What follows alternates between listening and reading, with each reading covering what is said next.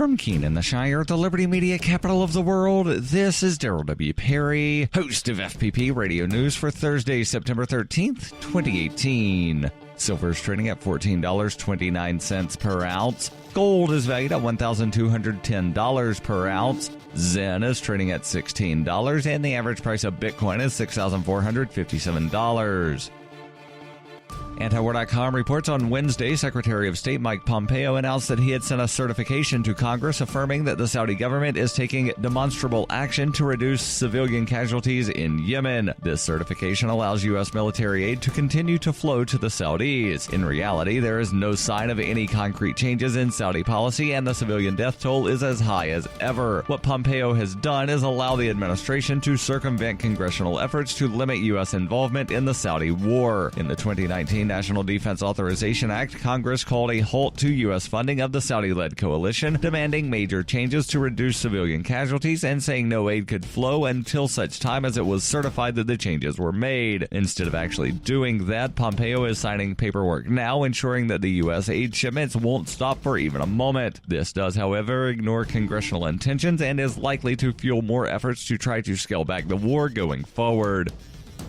Born into a devastating world and raised among the crowd, the Cloudwalker assumes a new identity and begins the unrelenting quest for truth. In this epic journey, he discovers dark secrets about aspects of his previous life that he once trusted. Through the Journal of the Cloudwalker, he shares both the traumatic hardships and the eternal beauties of his experiences. Dear Society by the Cloudwalker is available from Amazon.com and all major bookstores.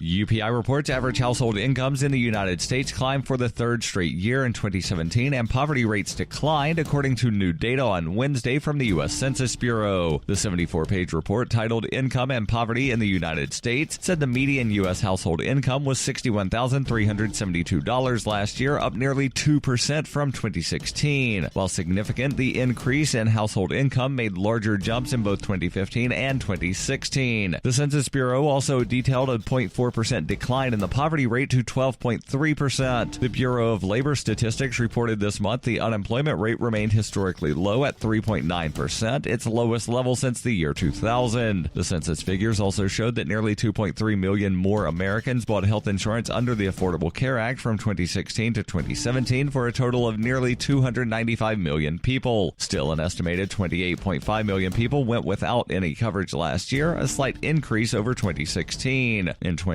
before the Affordable Care Act became available, 16.3% of the U.S. population had no health insurance coverage. Now that figure's at 8.8%, meaning about 91% of all Americans had coverage for all or part of 2017, according to the Census Bureau. Wednesday's report also said the effects of the Republican-led tax overhaul last year should benefit the average taxpayer, who could save about $2,000. Are you tired of governments murdering people around the world? Stop using their money. There is an alternative. Bitcoin is a stateless, free market, non-political currency. Bitcoin cannot be inflated or controlled by any government. By using their money, you are helping the state. Stop doing it. You have an incredible alternative available now. Get started with Bitcoin at weusecoins.com. That's weusecoins.com.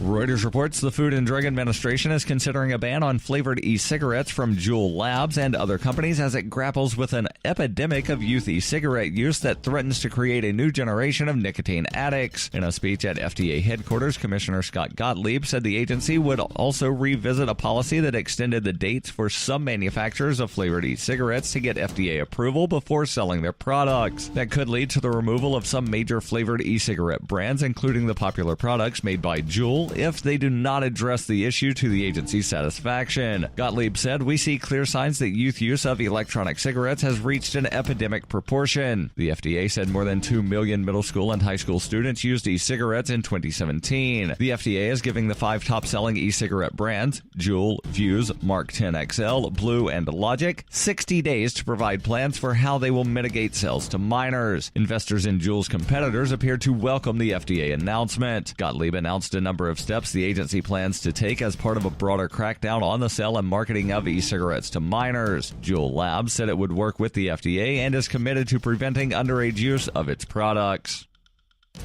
This has been FPP Radio News. Online at FPPRadio.com.